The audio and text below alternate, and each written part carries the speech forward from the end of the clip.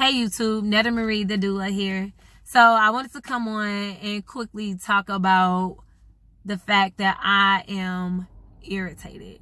So recently, last week, I went to a conference called Perinatal Mood and Anxiety Disorder Training. So I'm getting trained in perinatal mood and anxiety disorders, which if you've seen in another video, people sometimes ask me, how do I stay up on, like, how do I understand doula work, or how do I do it so well, things like that. Stay at conferences, stay at trainings, stay getting certified in something, because that keeps me up. That's like my continuing education as a doula. So anyway, I attended this conference, which I'll use the acronym PMAD, and it was put on by the Heartland, I think it's like the Heartland program. And one of the ladies' name is Kim Martino Sexton. Another person is, I believe her partner name is Kelly, but I'm not too sure about that. Anyway, we went there and it was an amazing conference, and I can do another video on how amazing the conference was. But this video I want to do is particularly in regards to me being irritated. So at the conference, we were able to see or get a presentation from Brittany Tru Kellman, who is the owner and founder, executive director of Jamaa Birth Village, which I was able to be trained as a doula there. And she put on a presentation about bias in the healthcare system, and how this bias has literally wreaked havoc on women of color, communities of color, and especially Black women in particular, and how it literally leads to deaths. Like, implicit or bias of any kind can literally kill you. And so, as a Black woman, so understanding this, I'm like, okay, taking this all in, and I will definitely try to remember to do a video about Brittany, because she's so dope. But look her up on YouTube, on Facebook, on Instagram.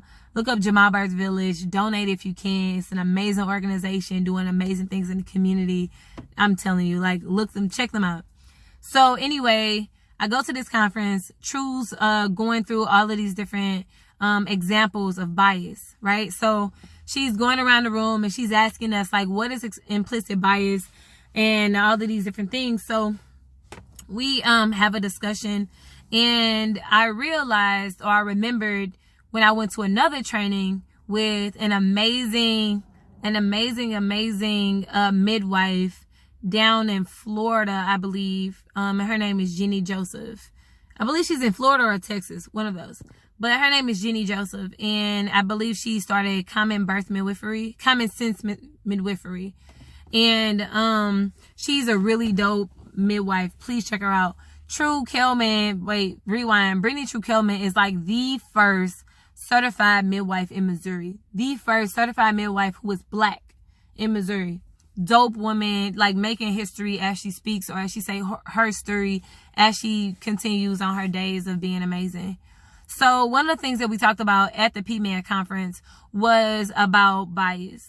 And we were going around the room talking about what bias is. And a woman next to me, who happens to be a neonatologist, because it was a conference full of, like, doctors and practitioners and laypersons and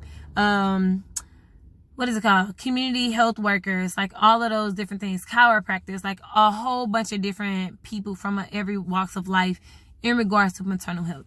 So this lady leans to me and she's like, hey, so does it really matter, like, if you identify with your practitioner? And I was like, yes.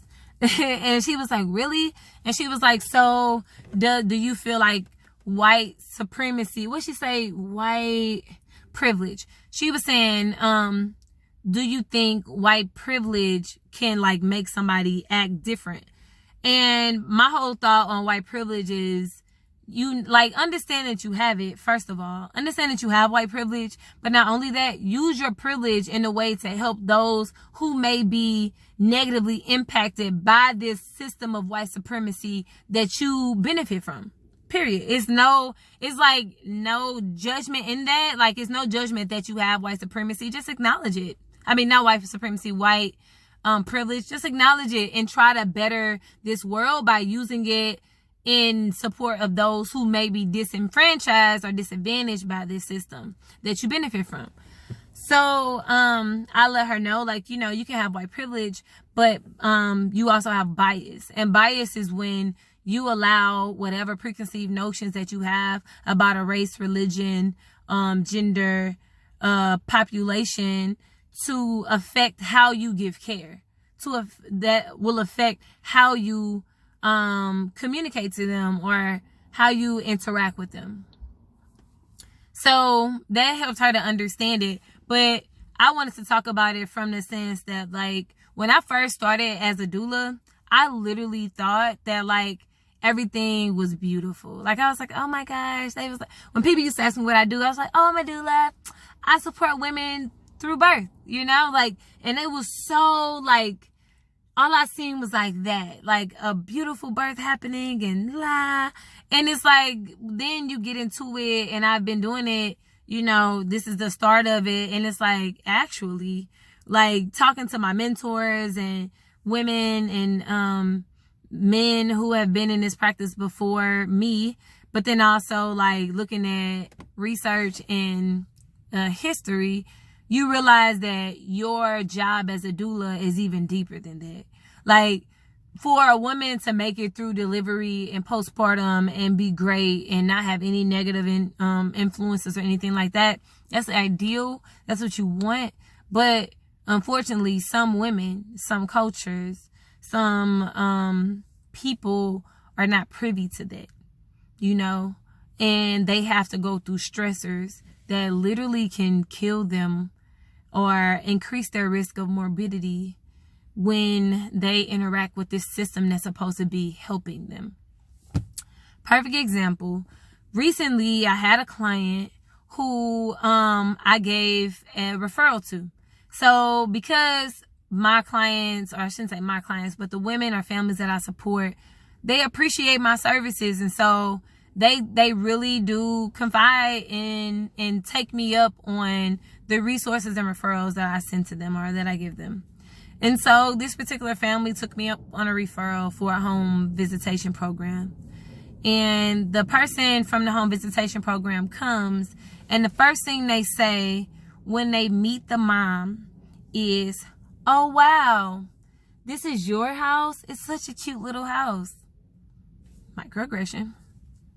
So the mom lets that slide, and then turns around and says, they were doing like the intake, and the home visitation person says, oh, wow, you have a master's? And it's like, and then, I mean, she made so many other biased remarks while there. And it's like, why are you even here? So many that the mom had to go ahead and just like excuse the lady out of her house.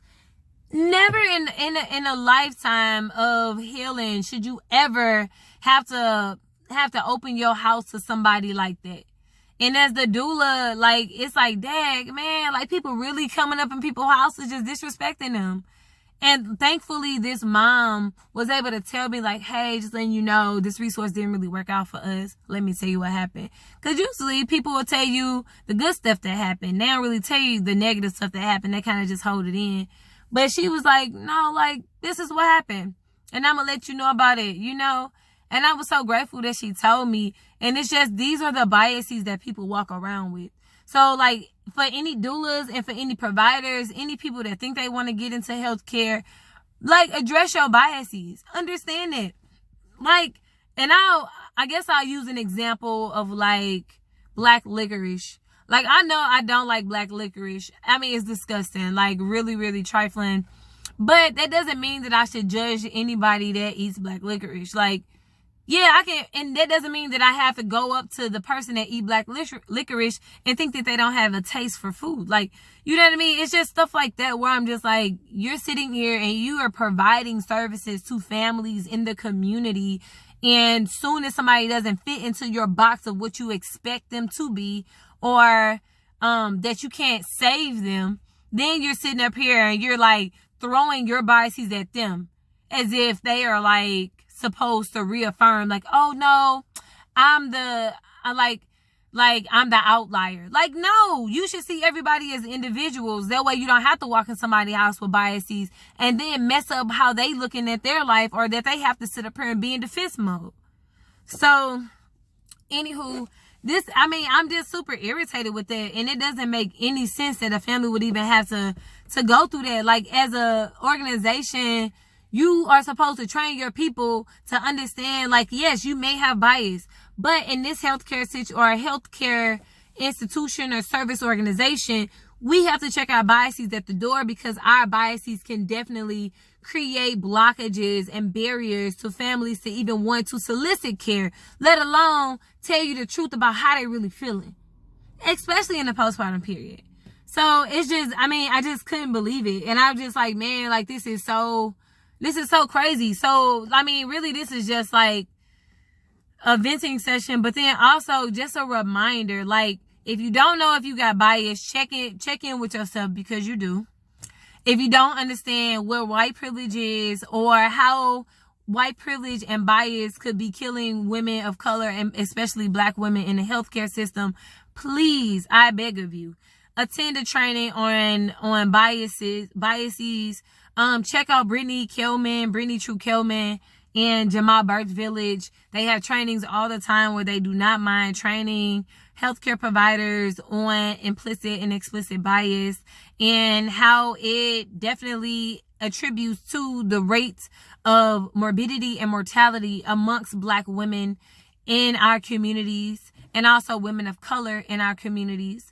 And then also, like, just really check in with yourself. Like, and that goes for all doulas, like everything. Like, I always have to check in with myself and just wonder, like, okay, do I have a bias right here? You know, and then how can I mitigate that bias, you know? Literally. But anyway, I'll make another video on the PMAD conference, because it was amazing. And then also, like, other stuff that I didn't necessarily want to share on YouTube, but I guess I want to be transparent with doulas. Like, because as a new doula, you see things and you be like, man, I never thought that I would see that, or I never thought that I would even be doing this type of work. Like, we literally are dismantling bias, like, with every family that we help. Literally. And making sure that people have the tools they need to navigate this system, because the system is built the way it's supposed to be built. You know what I mean? So making sure that our families have a positive outcome, you know, and that they do not become another statistic in morbidity and mortality, because at the result of this healthcare system. So I'll end it there. But let me know if you've ever came across any type of, like, bias in your practice, or as a mom, as a dad, as a family member within the healthcare system. But then also, like, let's talk about ways that we can heal our communities and really, like, get people together and understanding their tools and their power that they have to push back against a system that's trying to basically harm us, you know? All right, y'all. See ya.